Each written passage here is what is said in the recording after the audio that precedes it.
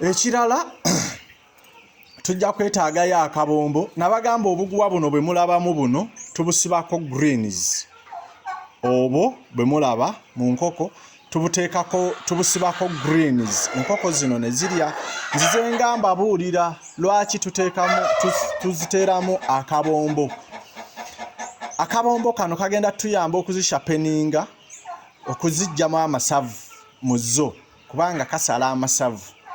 Abakamanyi oba temukamanyi simanyi.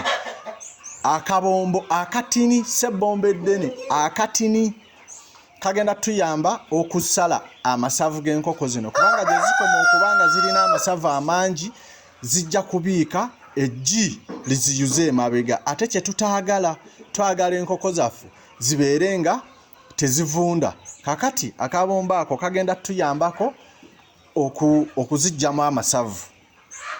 Ontegedde naye saagala osubeko ka episode konna. Saagala osubeka episode konna because wano wetutuuse wewali ekinyusi because mubadde nga muŋŋamba Mr. Didati mwe muli bagagga mwe mwafuna dda mashini ezaaluza kakati nze ndi eno mu kyalo sirina masannyalaze sirina ki. Njagala okusomesa ate nkulage practically oyinza otya okwaluzisa enkoko zino zonna 30 omulundi gumu ne zikuwa abaana ebagenda mu bina. Kati abaana bali ne tubajjako ffe ne tukola ki ne tubateeka mu buluuda enkoko zaffe ne ziddamu era okubiika. Wenjagala awe wali ekinyusa awo njagala buli munnayuganda azuukuke okimanyi nti obugagga tubulina okubeera ng'olina enkoko eno ennansi obugagga oba obulina. Gwabadde anoonya omulimu simanyi bano ba sister baffe ba brother baffe abagenda ebweru. Kati njagala okulaga nti ne bw'obeera nga oyina ennyumba ntono esobola okwakomodatinga enkoko 30 osobola okukola bizinensi ey'enkoko zino bulungi. Onuli enkoko 30 nga bwe muziraba wano it's 30 ogenda kubanga osobola okukola bizinensi ate nga tokozeseza ssente nnyingi okuliisa nyangu nti zino zirya buli greens gwezireetera zirya buli kintu era munja tandika ng'okubalaga mu videos zaffe ziddako nga tuziwa greens tuzitegekera we mulaba wano ebbali wano we mulaba wano ebbali wakubiikira awo zibiikirawo we mulaba awo ebbali akantu ako konna kakubiikirako bubiikizi. Naye videos zaffe ziddako tugenda kuzipreparinga tuzijjamu nga bwe muziraba. Saagala mugambe ate Didati biki omanyi bannayuganda mulwawo nnyo okukkiriza naye njagala tutambule ffenna osome because kati guno mulimu batono nnyo abasobola okusharingako nammwe ebintu bwe biti.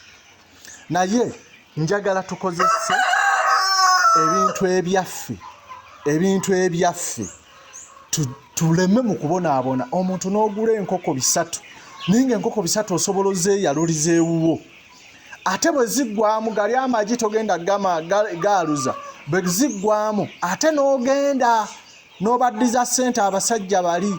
Buno obugagga bwe tulina bwansibo nti nno bw'oba olina eno enkoko yo yeeyalulira yeezaala naye akabadi ke mulina zibalema bulemi kusetinga n'ogamba nti enkoko zino zigenda kumaamira zitya omulundi gumu enkoko 20 zimpe abaana 280 oba 250 abaana mbateeke mu buluuda keiko kokka wenjagala okusomesa tuveewo nga buli munnayuganda tagenda kuddamu kubonaabona abaana kubanga mulaba kati empanga eyo mugiraba sisobola kubanga tolina 5,000 empanga zino ze mulaba wano zitandikira mu 5,000 kati bwoba ng'olina zino enkoko zo enkazi 30 zisobola okuzaaliramu empanga ekitono ennyo empanga nga ziizo bw'ofunamu empanga eziwera bw'oyaluza enkoko n'ofunamu enkoko z'oyaluza ne zibeera nga ziri enkoko 280 oba 250 osobola ofunamu empanga 7 kakali bw'ogikola bw'oti 40,000 kitegeeza oba ogenda kufuna ssente. Omwana abaana ne kuba bw'obala empanga 10 ze 40,000 bobala endala 10 kati bobala empanga 7 oba omaze okufuna miliyoni nga zizo 2 okitegeera. So njagala you guys tuveemu obutayiiya kati kino kye tuliko kuyiiya kukulaakulana kugenda maaso tuve ku basajja bali abaatulemesa enkoko yaffe ennansi mbu enkoko ennansi erwawo okukula nakibalaga enkoko ennansi ekula ku speed gwakiwakanya genda ku previous videos zaffe gye ziri ku TikTok ku YouTube gye ziri. Now there we go. Mbagala nnyo just liking following kano kaferi sagala kakuyiteko gwe wenna ayagala okulunda nga okyali omulunzi omuto kano kaferi sagala kakuyiteko nkakoledde gwe bigina atandika bigina njagala nga nze bwe natandika njagala naawe osobole okutandika tukomyewo ekitiibwa ky'enkoko yaffe ennansi tugenze maaso.